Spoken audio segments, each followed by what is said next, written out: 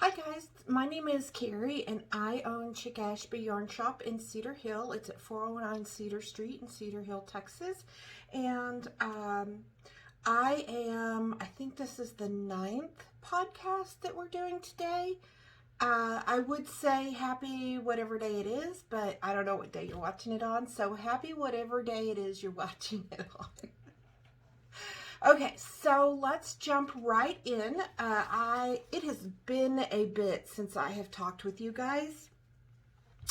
I feel like I don't have a lot to say, but I think this is probably going to be a bit of a, I guess, introduction back into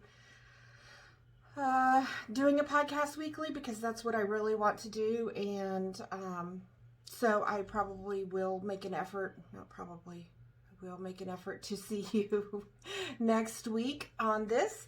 And so let's start right in with our finished objects. So I have the Tabolino that I finished. This main color right here is called I'm a Sherbet. Get it? I'm a Sherbet. Sherbet.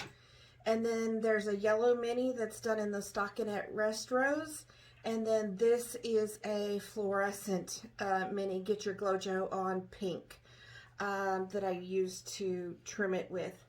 And so this was a really fun knit. You can see all the little short row sections in there. And I did it in, I think, 3 days, and one of those days was just because I was unmotivated, and the teeth took forever. It's like 5 miniature short rows.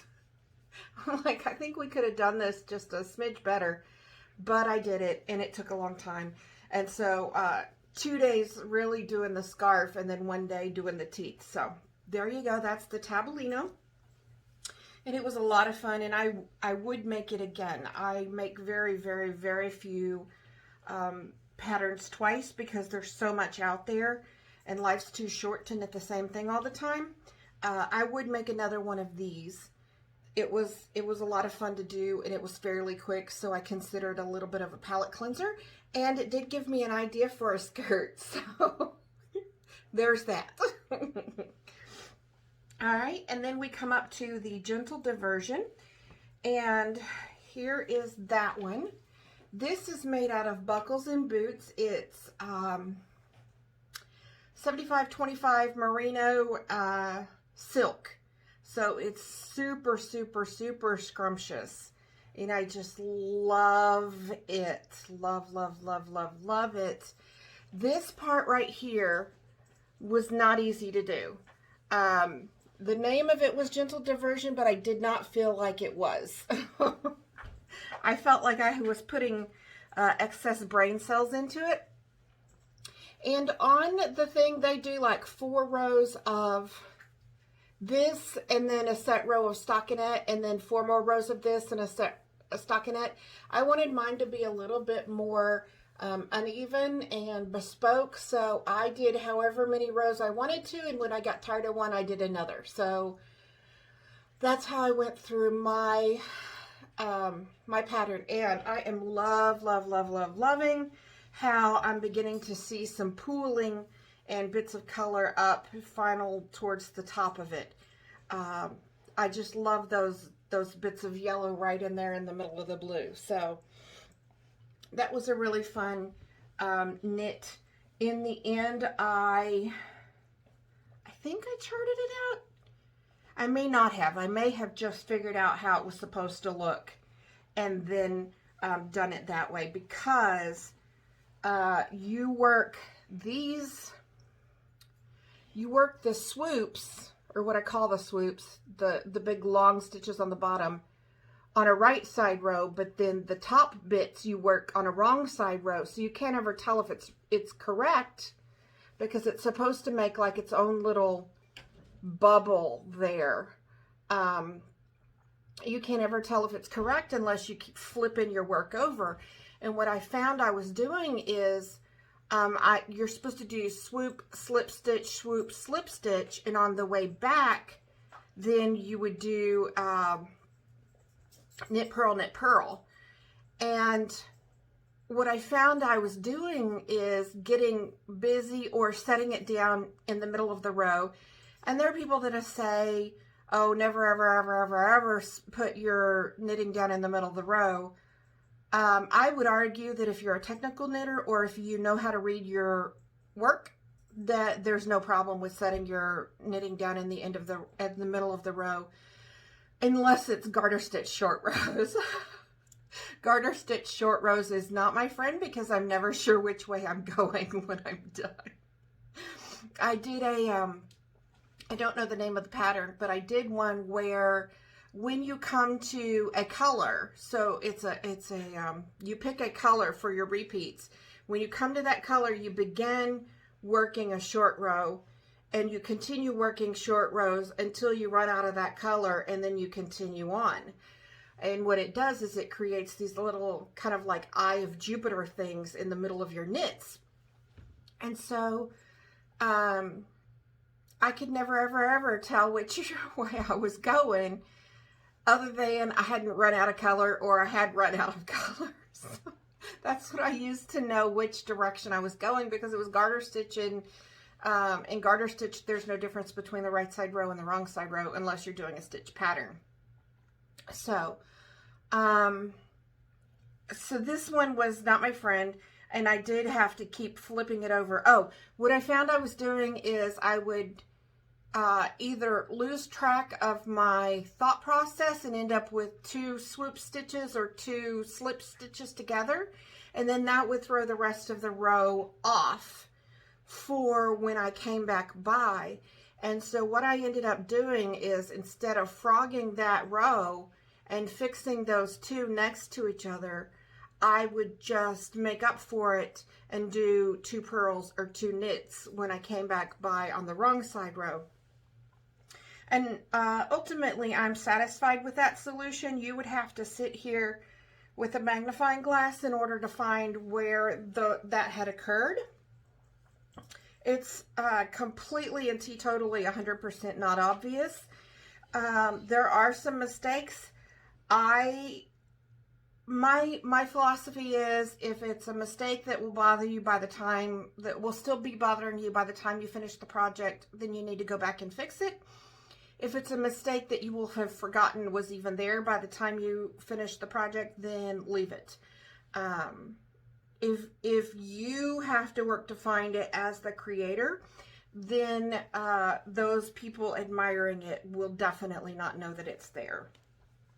And I think it's so interesting that some religions and races put, maybe not races, I don't know if races, I think it's probably just, well, no.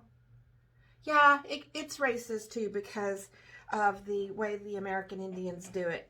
I think it's so neat that they deliberately include mistakes, a mistake. I won't say multiple mistakes, because who knows, maybe they tink and frog a lot more than I do. I am not a fan of tinking nor frogging. And by the way, if you're new to knitting, tinking is knit spelled backwards, and that's where you undo your work knit stitch by knit stitch. And frogging is when you pull your needle out and you just rip it, get it? Frogging. Okay, so that's the little joke for today. So they may be much better at fixing their mistakes and or not making their mistakes at all. So there are some races and religions that deliberately include a mistake in whatever they make, because God is the only one who's truly perfect. I would love to subscribe to that, but there are multiple mistakes in everything I make, so I don't have to worry about deliberately making a mistake. All right, so we've got that one. We've got the tablino. I have done, since I last saw you, and this is going to have crap all over it because I think the doggies have been wrestling with it. So there's going to be fuzz and lint and doggy hair and everything all over it. But I have done a couple rows on my temperature blanket. And if you're not familiar or haven't heard me talk about it, this is an upside down kite, and there are 6 rows per day. So this was 3 or 4 days. Sorry. This was 3 or 4 days where the temperature was all the same. And then on this one, this is a right side up kite, and there's 3 rows per day. And so you can see how the temperatures varied that day. I don't know what they're barking at. There is absolutely nothing out there except for maybe a leaf. Oh, my husband just got home. Okay, so that's how this works, is there's 3 rows per temperature per day. And what I did was I went to, I think it's Weather Underground, and got just the historical data, because I'm not on the ball enough to record the temperature at my specific house every day. So I just did the temperatures for my city, and I think it gives high, low, and average, maybe. And I did the high for the day, and I put it into a spreadsheet. Yeah, I copied it from the website into a spreadsheet, and that's easy to do via cut and paste. It doesn't give you any problems with that. And then I took that specific row of the spreadsheet and color coordinated it for 7 days so that I could look at it and, without having to think too much, know what color yarn I needed to use for that temperature. And that was just a formatting, and that, let's say this one, the cell would be this color purple and the text would be dark purple. And for this one, it would be this color blue and the text would be dark blue. And for this one, it would be dark blue and the text would be navy. And this one, it would be light green and the text would be dark green, etc. Just so it would show up in when it printed. And so I did that. I am to August or September on my temperature blanket. And I have to say, if I did this over again, I would wait until the end of the year, maybe around November or December to do it. No, probably, maybe I would start in, September. Because what I did was I pulled all of the data up until the point where I was, and then I caught up to myself and had to wait to get the rest of the data for the days to occur. And so it ended up becoming cast aside, and I didn't work on it for a long time because I was waiting for the data to occur. So this is a blanket for 2018. It's a 10-year anniversary blanket because we got married in 2008. So I would say wait until maybe August or September to start, and then hopefully by the time you catch up to yourself, you'll have December's temps and you can go ahead and keep your momentum, because that's exactly what happened with this, is I lost my momentum and was waiting for the data to occur and I didn't get back to it. So I'm going to sincerely try to finish this. Now, I had a color key that I was going to put at the bottom, and I even worked it out on how I was going to do that. I don't think I will do that because I made this king size. Our bed is king size. If I put the color key at the bottom, it's just going to be freaking huge. And I think we will not end up using it on our bed anyhow. I think it'll end up being something that we just throw over ourselves on the couch. And so I think it's probably going to be way too big as is. If I did it again, I would make it throw size versus king size. So we have that. I heard something this week, and it kind of resonated with resonated, not resigned, resonated. It kind of resonated with me about use it up, wear it out, make do, or make with that, do without, because we live in such a I want it now, and I want the newest one, and when a newer one comes out, then I need that now.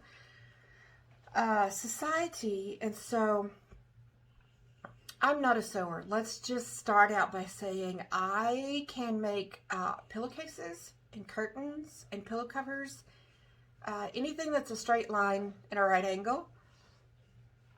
I haven't taken any sewing classes.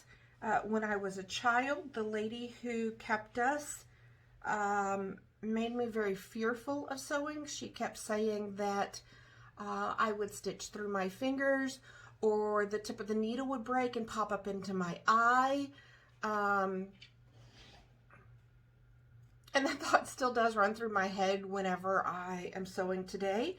But I have never, ever, ever, ever, ever heard of someone losing an eye due to the tip of a sewing needle. So I'm just going to chalk that up to her being neurotic. And keep on sewing without having eye protection.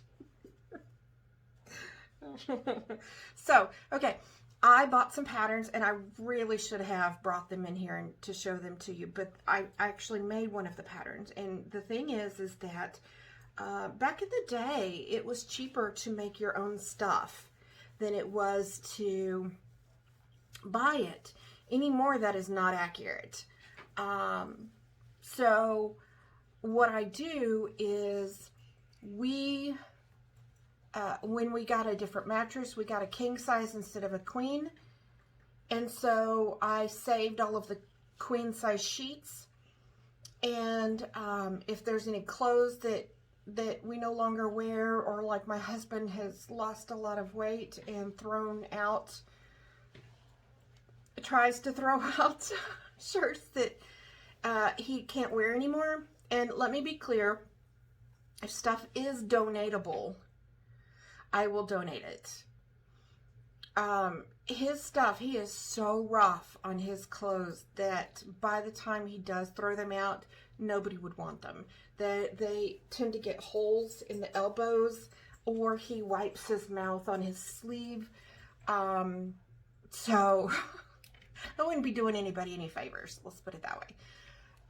But I do donate anything that is usable, and I found a charity in my area that accepts things like opened shampoo, opened conditioner, used makeup, half full bottles of anything that you no longer use. That is MetroCare Services. For anyone who lives in the Dallas area, they do accept those things. I have a friend who works there, so I just haul it all over to his house and let him deal with it. Deal with taking it into the office and giving it to the right person, because he works just down the hall from her. So anyone who lives in the Dallas area, MetroCare Services does accept those things. And so you can donate them, and they will take them, which I think is really nice, because, you know, if you get a shampoo and you use it and it starts making you sneeze, or, you know, it just doesn't sit right with you or whatever, like the smell doesn't smell the same in the grocery store as it does once it gets on your skin and combines with your chemistry, it's useless to throw it out, because somebody somewhere could use it. And, you know, your friends are like, stop giving me frickin' shampoo.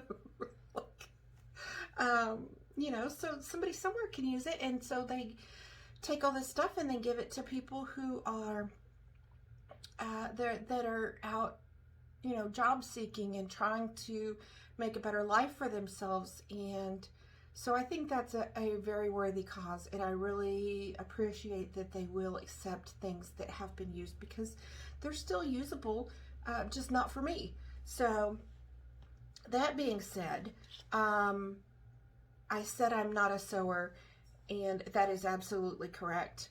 I did buy some pouch patterns that I thought were unique in construction. But it's made out of breeches legs and leftover scrap fabric and stuff like that, because I will never be a professional sewer. So I try to make it look as good as I can with what I have, and I am using zippers. When I was a little kid, I'm talking 5 to like 10, I think. My mom was married to someone who was, for lack of a better word, trash guy.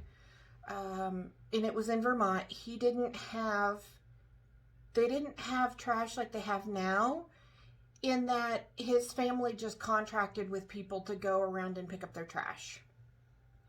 They didn't have city services or whatever.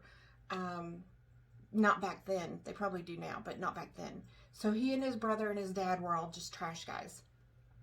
And he picked up at grocery stores and factories and stuff.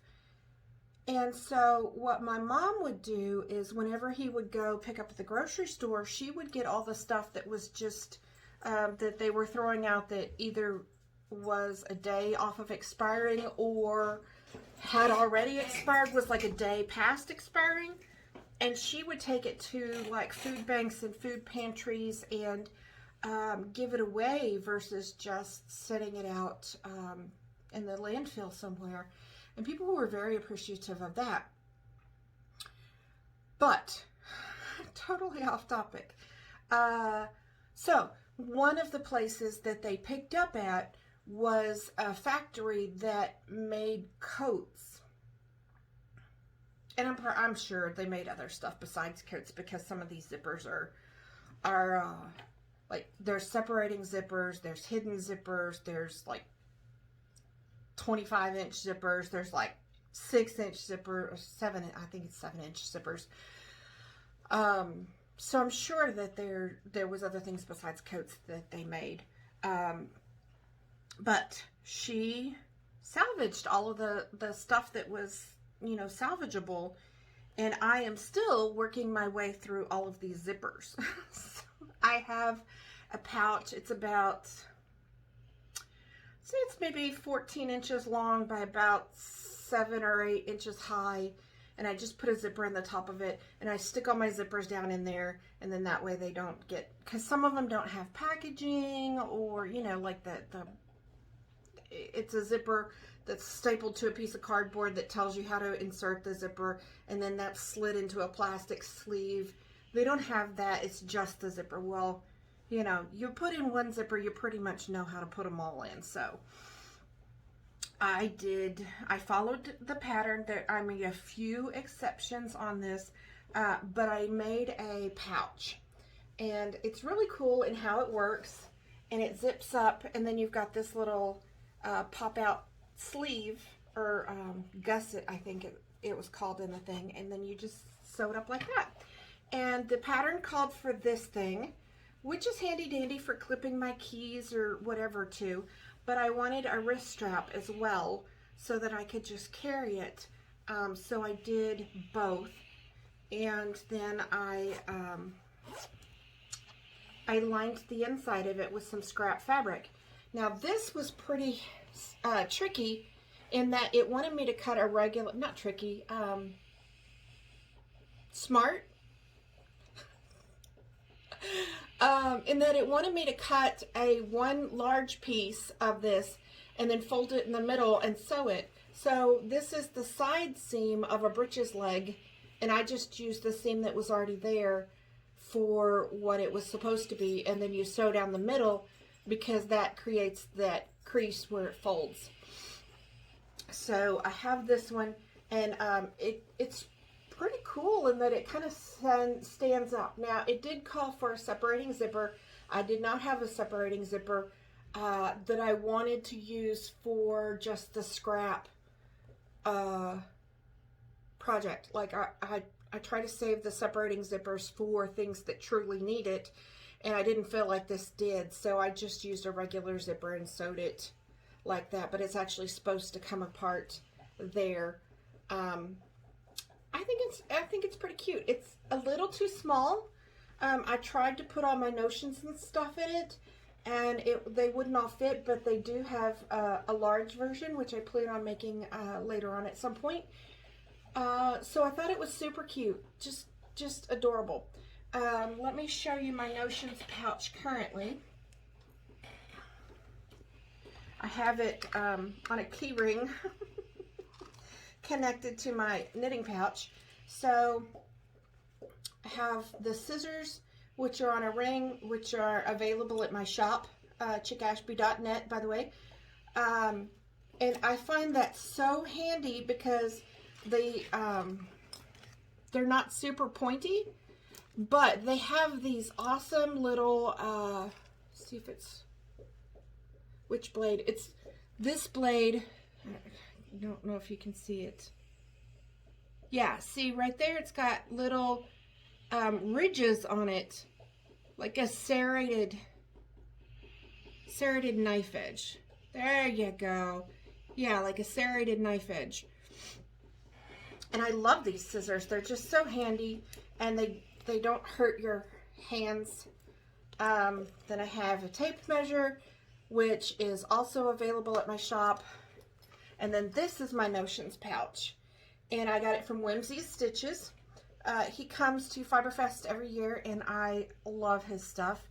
I think it's maybe a little wrong that someone from Louisiana does a lot of bluebonnet stuff, but who cares? I get bluebonnet stuff, so go ahead on. But this pouch is just absolutely perfect for all of the shit that I can fit in there. And trust me, I have a scale, I have a needle sizer gauge finder, I have a color wheel, I have a booklet on my barcode reader, telling me how to set up my barcode reader. I have scissors, needles, stitch markers, lip gloss, a big crochet hook. I'm not sure why that's in there. I have a bobbin of thread, which I use for lifelines. I'll do an entire episode on what all is in my what is all in my necessities bag, and I keep the little one that I just lipstick, y'all. Keep the little one that I just toss into the big one. However, the big one, which I love, it's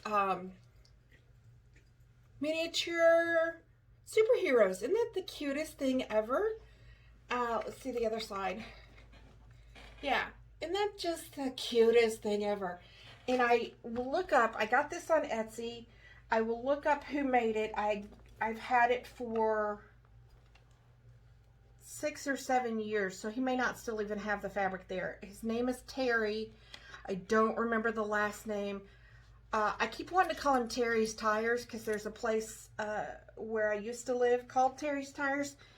That's not it. But I do know that it was TT something. And I do know his name is Terry, so I will look it up at Etsy and put it in the show notes down below. Okay, so that's it for pouches. For whips, I have the Falling Leaves that I am working on currently. This is it. This right here. Hi. You ready for me to be out of your office? Yes. Okay. I will try to hurry. Thank you. Okay, so the Falling Leaves. Falling Leaves, and I was going to do one every, and then I thought, no, that's going to be too many. So then I was going to do one every other, and I didn't like the look of that. And so now I am just doing one in the middle of each of the leaves, and I think it maybe looks like a dewdrop sitting on the leaf, maybe not. And so I don't know if you can see, but this is supposed to be a central double decrease, and I didn't like the look of that because to me it didn't look like a leaf. So I'm doing a K3 tog which I think for normal people would be a slip, slip, knit, pass slip stitches over. I do it differently because of how I wrap my yarn on my needles, and how I wrap my yarn on my needles varies based on whether I'm working in the round and garter or stockinette stitch. It's supposed to be a K3 or a central double decrease, but I didn't like it like that, so I'm doing a K3 tug there. And I thought that looked like the veins, the little slant looked like a vein of a leaf. So that's the bottom of the falling leaves. And I will put a picture of that. I just love those beads. I think they're so pretty. I love anything that's an AB bead. And AB stands for, I think, Aurora Borealis. Maybe. But it's that rainbow kind of sheeny. It looks, you know, purple in one light and orange in another light, kind of multi-chrome kind of colors. So I just love it, and I'm debating. This is I think it's called a Grenier top. I'm not sure. It's something that I had never heard of before. My little stitch, my needle holder, you put it in like that, and then it holds your needles. So that is my falling leaves. I am working on the Northeasterly. It is a scrap blanket. I do not have enough scraps because, like I said, you know, I save sheets and blue jeans and stuff to make things.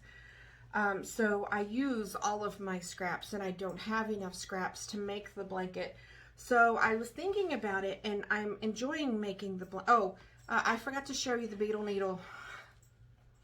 I forgot to show you the beetle needle that I use for beading on my falling leaves. So this end is curved, and what you can do is you can pull off these little rubber gasket type things, and see that it's got a hole in it. Let's see. It's got a hole in it that you can stick it through. There we go. This end is made for using a bead spinner to scoop the beads up on it. And then this end is, let me see if I can show you. Yeah, see, it's got like a crochet hook mouth right there where you loop your thread over it, and then you slide the bead down over and off of it, and that beads for you.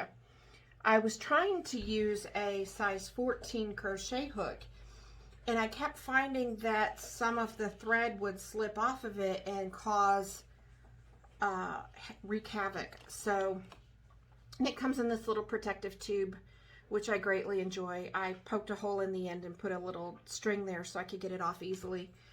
And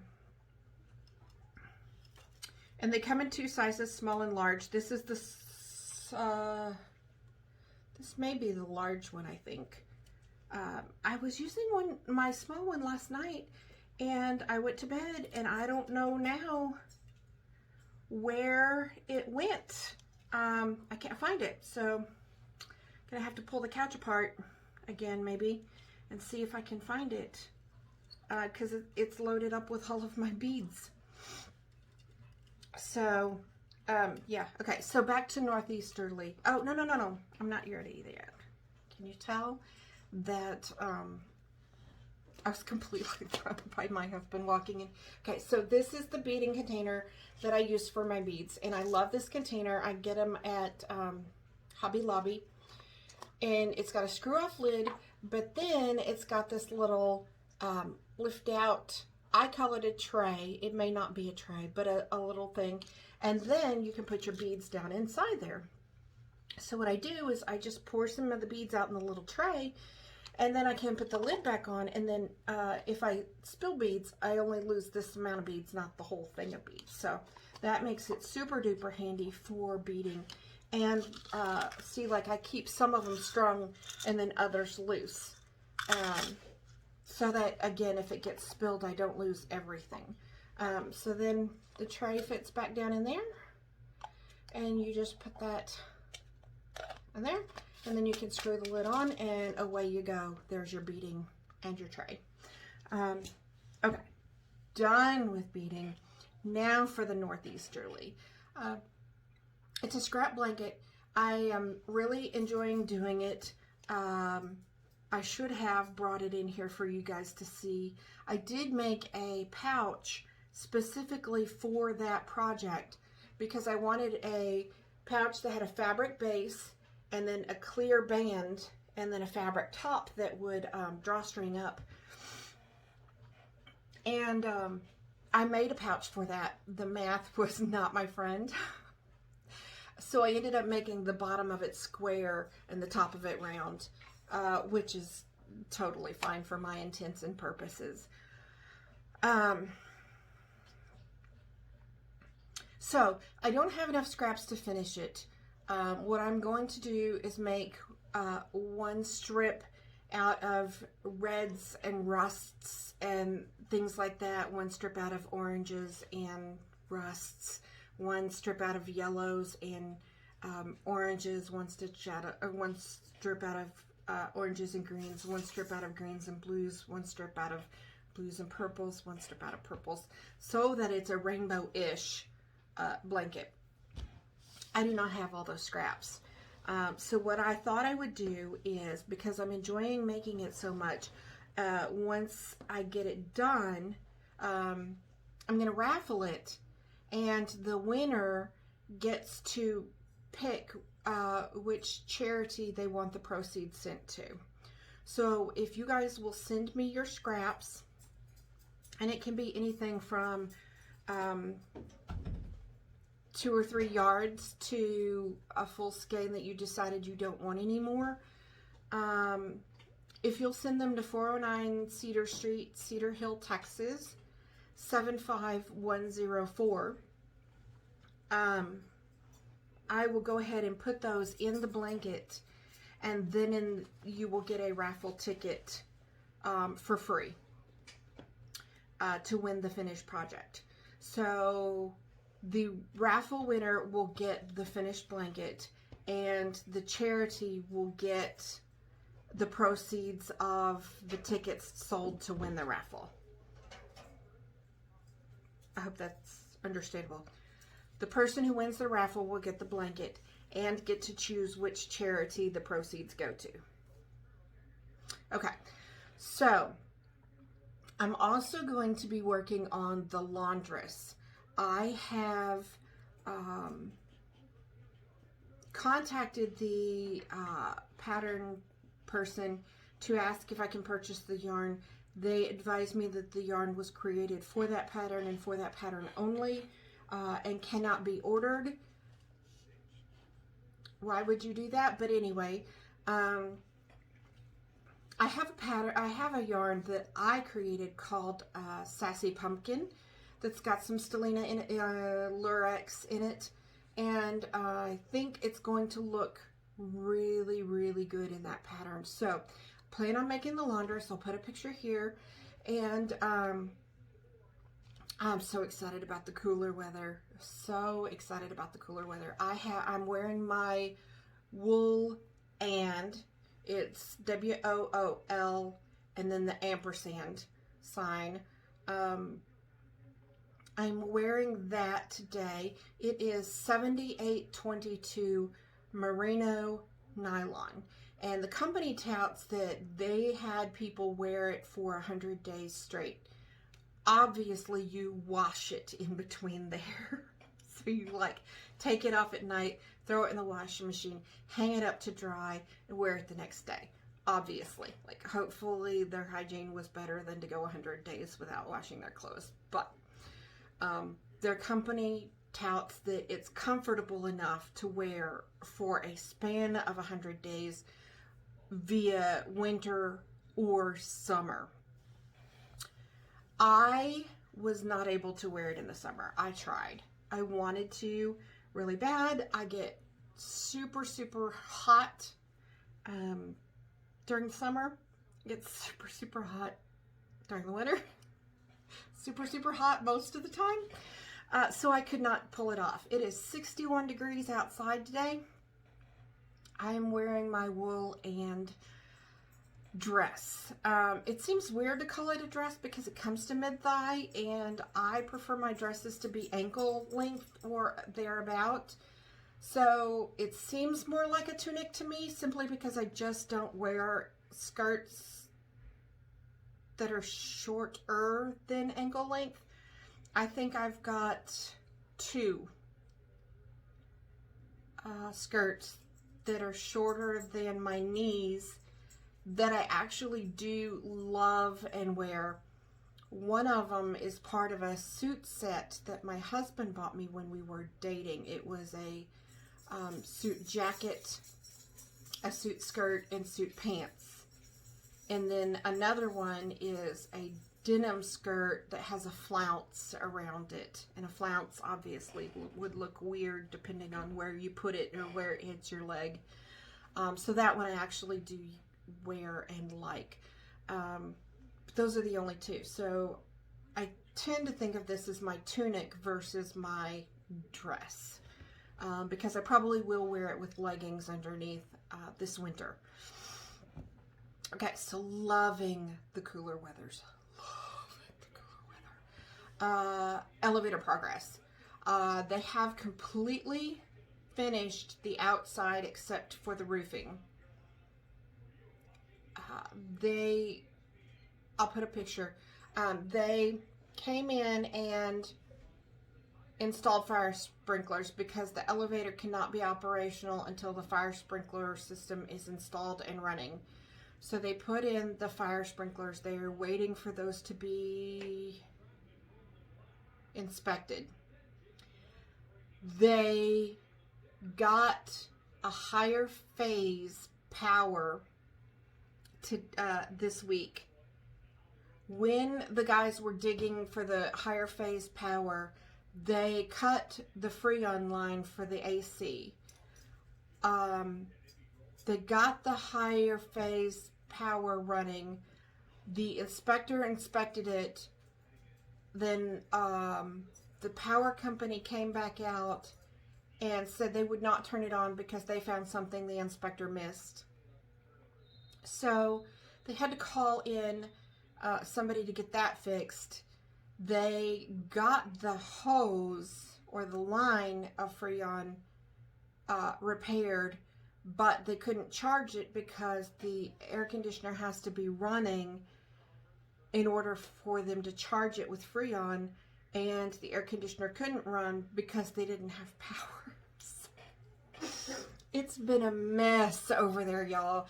And there's holes all in my ceiling from where they put in the fire sprinklers, and they can't close the holes up because the inspector needs to come. So what they did is there are some holes that do not have covers, but other ones they just put in the plug from where they cut the hole and put some screws in it so that when the inspector comes they can just pull the plug down quick and the inspector can inspect whatever he needs to inspect and do whatever he needs to do. And then once the inspector has signed off on the fire sprinklers, then they will patch the holes that they cut in the ceilings. Good for me. People usually don't look up. So most people haven't even noticed that there's holes all in my ceilings. We still do not have internet at the shop. Okay, so I found out that the internet had been shut off at the shop on September the 9th. I thought that the internet stayed with the building. Apparently the internet stayed with whoever was downstairs that went out of business. So when Cheeky Cactus went out of business, they shut off the internet. And I didn't find out about it until September the 9th. I think it probably went off on September the 1st. And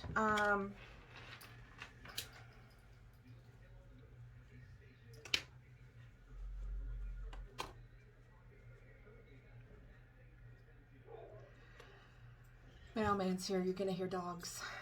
I think it probably went off on September the 1st, but due to COVID, I had a sign on the door saying call me to shop with my phone number. And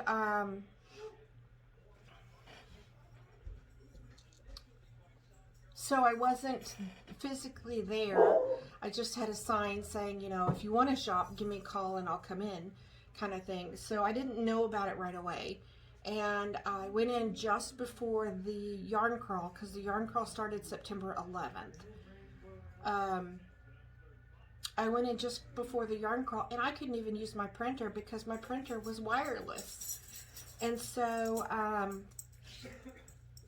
I called them on September the 9th, said, hey, I need an internet. They said, sure, no problem, we'll be there tomorrow. So they came that day. He couldn't find it, so he had to put in a ticket to get somebody to come out to locate the line. That guy came out, couldn't find it. The maintenance guys told me that there was telephone poles, and they paid like $45,000 to get the utilities buried and the poles taken down. So when fiber was put up at the shop, they told the guy, hey man, you know, don't worry about doing this because next week those poles are going to be coming down and everything is going to get buried. And his response was, I don't care. I mean, your typical, you know, person who is there for a job, not necessarily taking any pride in the job that they do. So he went ahead and ran the lines. Well, whenever the poles came down, nobody came back to rerun the lines. So they got to do that. So I am very unhappy with AT&T, just incredibly unhappy with AT&T. So they called me and said that internet would be installed, like they would dig it on September the 30th. And on September the 30th, nobody showed up. And I had to call into the company to find out why nobody had showed up. And that was a 2.5-hour conversation. It took me 2.5 hours to get an answer on why nobody had showed up. And in the end, what I got was that a supervisor would call you. And a supervisor did not call me. She said the supervisor would call me within a half hour. Supervisor did not call me until 2.5 hours later. Still did not have an answer. Said that he would get with his supervisor and call me back. That did not occur. I had to keep calling in to the company. Each time I did was a minimum of 30 minutes before I even got to speak to a person. Incredibly unhappy with them. They called me and said the install would occur on October the 16th. 2 days later, they called me back and said the install would occur on October the 20th. I'm like, this is unacceptable. We've known about this since September the 9th. Why is it taking so long? Nobody has an answer. Nobody will give me an answer. It has to go to engineering. Nobody will give me the number to engineering. Nobody will have engineering call me to tell me what's going on. Because I understand in the world of construction that things don't work out always the way you planned. Like there's always unforeseen things that happen, you know, or like, well, we're waiting on this part, or there's a blockade of some kind that we're going to have to dig through, but the blockade is structural and we've got to get an engineer out here to tell us if we can or if we have to go around it, or, you know, like there's things that come up that you don't anticipate. So I get that, but communicate with a person. Call them, say, hey, we're waiting on such and such a part, or we didn't realize that this division has to come sign off on this first, or, you know, just communicate. Tell me where you're at. Tell me what's going on. Tell me how long you anticipate the wait will be.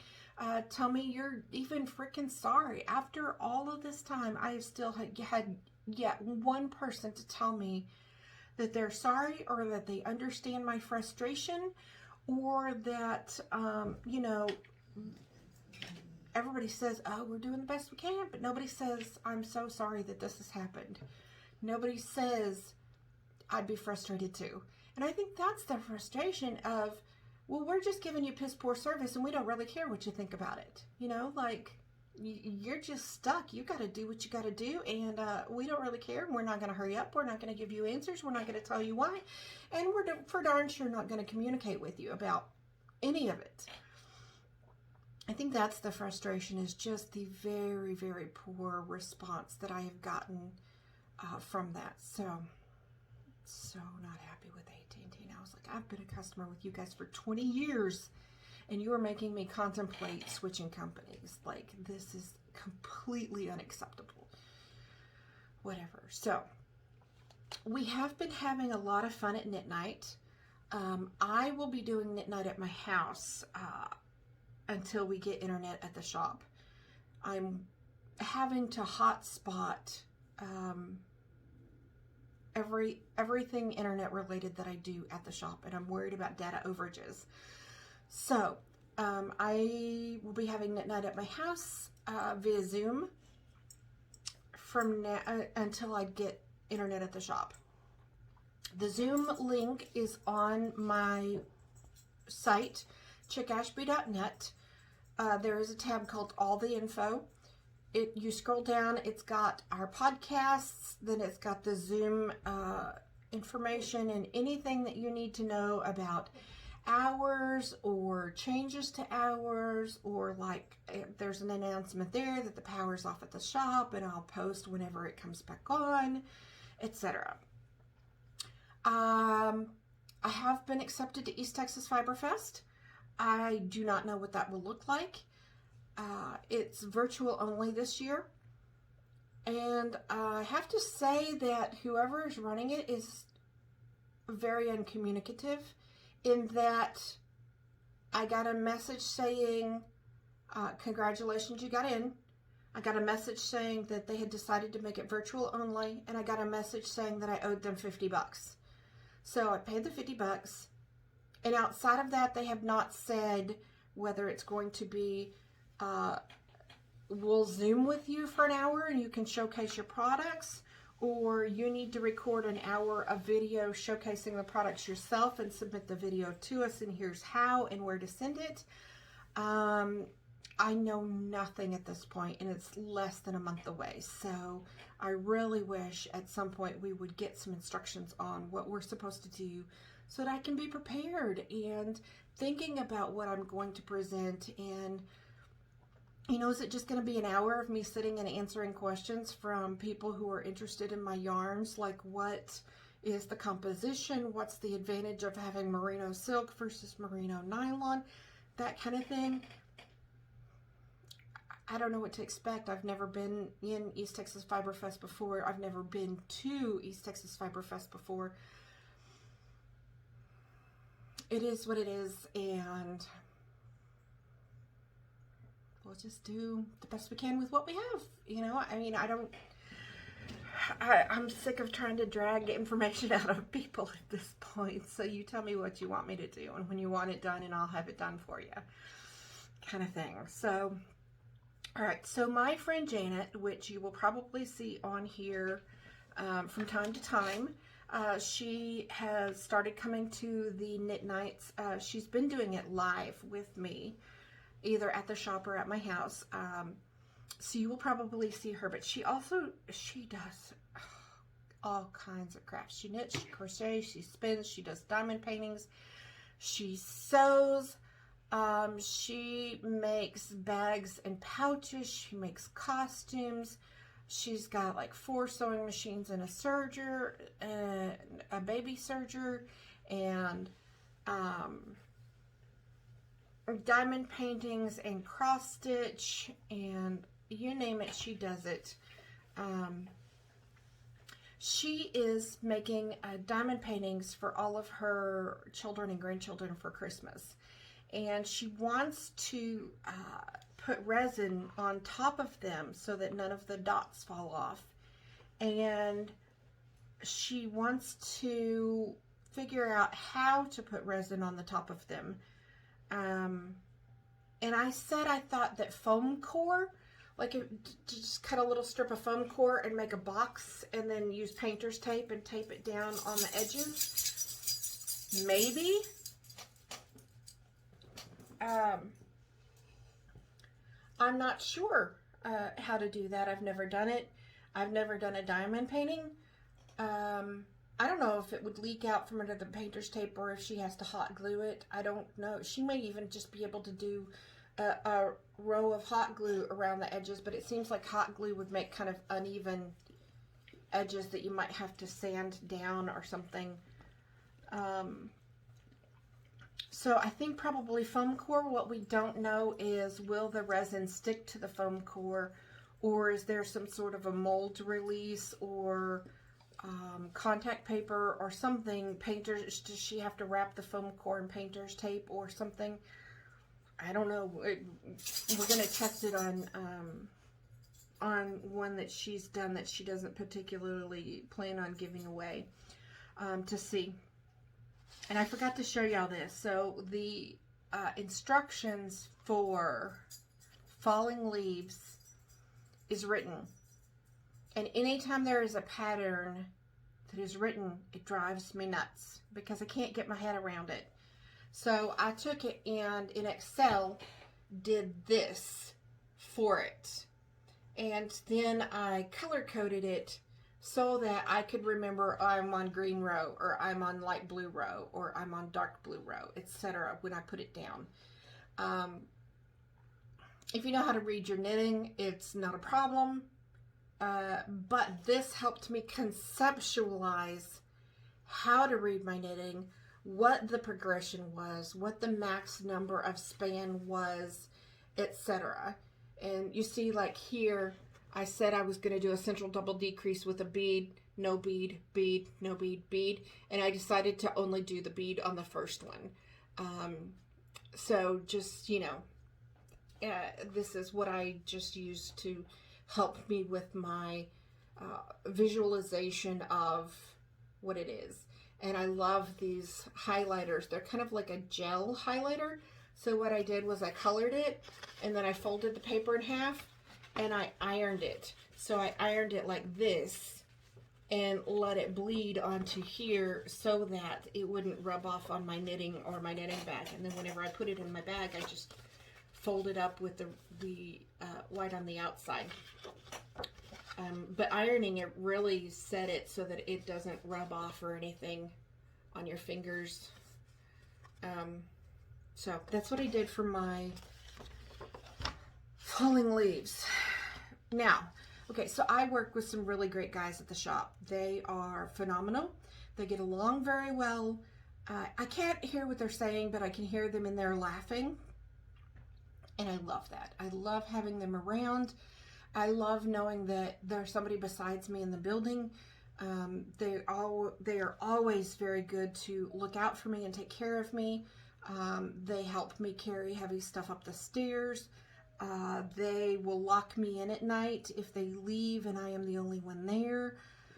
They just are really, really, really great guys, and I really love having them around, and appreciate that they have not once ever complained about having to help me or having to look out for me, or they just do stuff without being asked. And I just love that. So I want to make them all Christmas presents. And so my question is this. I work primarily with Garrett. He is the one whose phone number I have. He is the one I text if I have a question. He's the one I text if I have a problem. He's the one who updates me on the power or the AC or the elevator or the fire sprinklers or whatever. He works primarily with Ryan. I adore Ryan as well. Ryan's a really great guy. I was thinking I would make Garrett and Ryan Christmas presents. Garrett and Ryan have a boss, Derek, who I don't think knows how to work a phone. He has never responded to me when I have texted him outside of, do you want me to leave the faucets dripping? It's supposed to freeze tonight. And he'll say yes. And that's all I get out of him. I can text him every 2 weeks for 6 months and he will not respond. Okay, so there's that. Then there's a guy named Jerry who I like. I haven't interacted very much with. He'll always say hi. I borrowed a drill bit from him the other day when I needed a drill bit, and I needed a Phillips drill bit, and all I had was a drill bit. And so I borrowed a drill bit from him the other day, and took it back when I was done. He's helped carry up. I had a cart on wheels that came from an auto parts place, carried motor oil or something. Him and Ryan carried it up the stairs for me. So I don't know him very well, haven't interacted with him very well. Then there's a guy named Eli, and I'm not even really sure who Eli is, but I think that he's the guy that I see with Jerry when Ryan and Garrett have help. So there's 4 guys and a boss. My question is this: how far does the Christmas presents have to go? I want to, for 100% sure, make a present for Ryan and Garrett. They are who I deal with the most. They are awesome. I kind of want to make a Christmas present for Derek. He's the boss. To show goodwill. You know, I'm not out to make enemies with anybody. You know, just kind of, I don't know that you necessarily give presents to workers without giving something to their boss. I don't know that that's good etiquette. I have no idea if that's good. Or if he would even know that I gave them something. He's almost never there. And when he is, he sits in his truck and they come talk to him and then he leaves again. So I don't know that he would even know that they got something that he didn't. Jerry's a great guy. Eli is a great guy. I borrowed a screwdriver off of him one day too. But I don't really know them. So maybe what I could do is get them a Starbucks card or something. And not hand make them anything. Now Ryan just got married October the 2nd of this year. And I can't believe that little turd got married and I didn't know nothing about it. I would have sworn to you he had been married. And I had seen on his car, it says the Cosmic Couple. And I had been meaning to watch their podcast, but I didn't have internet at the shop. And whenever I was at home, it just didn't register on my radar. So I had been meaning to read or watch their podcast, and I finally got around to it, and it said that they eloped to Colorado and they got married on a mountaintop, and I think that's freaking awesome. A great way to do it. I don't see the point in spending thousands and thousands and thousands and thousands of dollars on a wedding and starting out the most important journey of your life in debt. I got married in my living room. When it was done, I changed clothes and everybody sat around the table and we had spaghetti and talked and laughed and loved, and we had zero debt. And I just don't see a reason in spending thousands and thousands and thousands of dollars on one day. And yeah, it's a big day. But you're going to be paying it off for months and years later, and you're saddling yourself with a huge bill for a day that is already passed. I don't understand it. It doesn't make sense to me. The wedding dress I wore to our wedding was a suit that I could then wear to church. I got a white suit, or I think it was cream, because y'all, I don't do white anything. I have 3 dogs and a cat.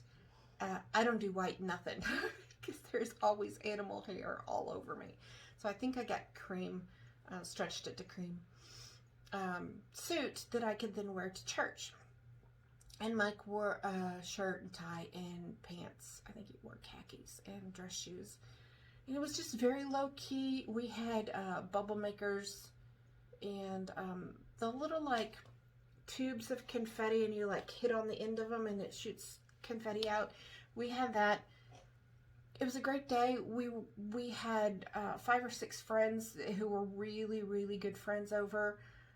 It was just a fantastic day. And I think that's the way to go. So anyway, Ryan just eloped to Colorado. I'm so happy that they did not saddle themselves with a huge amount of debt. So what I want to do for him is a stained glass with his last name in it. And then that way it'll be a present for him and her.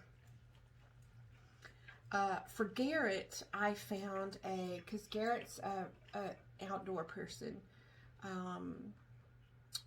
Just on the little bit I've seen of his Facebook, there's like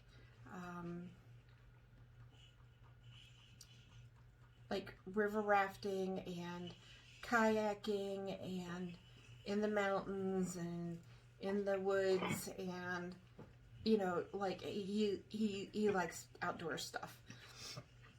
So I found something that's similar to Alaska. It's not Alaska. That's a cowl. And it's a cowl, said I with my beetle needle container. It's a cowl. So I found a cowl. It's like Alaska. I want to do it maybe double knit. And I want to make it a howl cat. Yeah. I would have to do it double knit if I was going to make it a howl cat, because howl cat is reversible. Maybe. I'm sure he could figure out how to wear it with one side out versus another side out. And I was going to make him the fornicating reindeer hat. And then I remembered that he has little kids. And if he cusses, like one day he came through and he was like, man, I'm so effing hungry. Or I think he said, damn. I think he said, damn hungry. And he looked up and realized I was there, and he's like, oh, I am so sorry. And I was like, dude, stop apologizing. I'm not breakable. I promise. Every single time he apologizes to me, and I'm like, dude, stop apologizing. Like, I don't want anyone to feel like they're censored around me. If you want to cuss, cuss. If you don't, don't. I want you to be authentic around me. And so yeah, he's. So I was gonna make him the fornicating reindeer hat, but I'm not, because he's got kids. So I found a hat that I want, or a cowl that I want to make him, and I want to turn it into a howl cat. So we'll see how that goes. So I think I figured it out. I think I'm going to get Derek, Eli, and Jerry gift cards. Or maybe I'll just give them cash. And then I'm going to give Garrett and Ryan handmade stuff. So, okay, that is the end of everything I have to say. Hopefully the fire sprinklers will be tested or inspected soon, and then once the fire sprinklers are tested, then we should be en route for the elevator. And freaking internet at the shop. I'm so sick of, you know, because I feel like I can't be on my phone. I can't be researching stuff. I can't be looking stuff up. I can't be placing orders. I can't be, you know, like I feel so restricted. So I listen to books on tape and clean and organize and straighten and knit and clean some more because we're construction. And man, sheetrock dust sucks every drop of moisture out of your skin. I just feel like I'm ready to crack and bleed when I'm over there. And I try and drink lots and lots and lots of water and use lots of lotion. Obviously, you know, as a knitter, lotion is kind of a touchy subject. But I clean 2 and 3 and 4 and 5 times a week. And I wash my hands, and it just feels like the desert. My skin feels like a desert when I'm over there because the sheetrock is just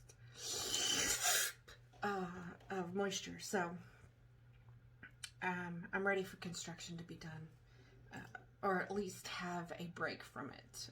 Once the elevator is in, then I will take a break from it. Go ahead on with the elevator. Once the elevator's in, then I'm ready to be done with construction for a bit, even if it means unfixed holes in my ceiling. Okay, so I think that's it. I'm gonna sign off. You guys have a great week. Your assignment for this week is, if you can get me scraps, please go ahead and do so. And then I want everybody to look for opportunities to be grateful this week. Look for positive things that have happened, be it a sunshiny day when you've had a lot of rain, be it cooler temperatures, be it I got this pattern down and was able to figure out what was going on with it so that I didn't feel so frustrated, be it I lost a half of a pound, be it I didn't chew my fingernails this week. Whatever it is, find something to be happy about every single day. It will make such a difference in your lives. Find something to be thankful for. Find someone to be thankful for. And please tell them. I was thinking the other day how sad it made me feel that we don't hear the things that we need to hear from the people we need to hear them from. Be it, I'm really proud of the things that you've done in your life. I'm really proud of your successes. I just want you to know I'm behind you. I'm in your corner. I'm cheering you on. I want to see you succeed. We don't hear that. And we need to hear that. We need to hear that. We need to know that somebody out there cares. So be that person. Be the person who turns the light on in someone else's world. Be the person who says, it's okay, I will just sit with you. And you can cry, you can scream, you can yell, you can do whatever you need to. And when you're done, I will still be here. I will help support you. I will encourage you. I will tell you good job. I will tell you I need you. I will tell you I love you. I will tell you I'm proud of you. Those are healing words, y'all, and we need to hear them a lot more often. It seems like riots and protests and things, while for a good cause, are serving nothing but to spread hate. And I think as a world, that's not going to serve us the purpose. We need to love one another, not incite more hatred and more anger and more violence, and find a way to advocate for people in a positive way that will make the world a better place, versus a negative way that will not. And that starts with us, with me, with you. Being that light in someone else's world, turning on that light in someone else's world, just saying, hey, I know you're different than me. I know you have different views than me. I know you're voting for a different political party than me. I know your skin color is different than mine. And I just want to say, I love you and I respect you, and we can still be friends. Okay, so that's Carrie signing off of another episode of Chick Chats, and I will see you next week. You guys have a great one. Make it a great one, and we'll talk to you then.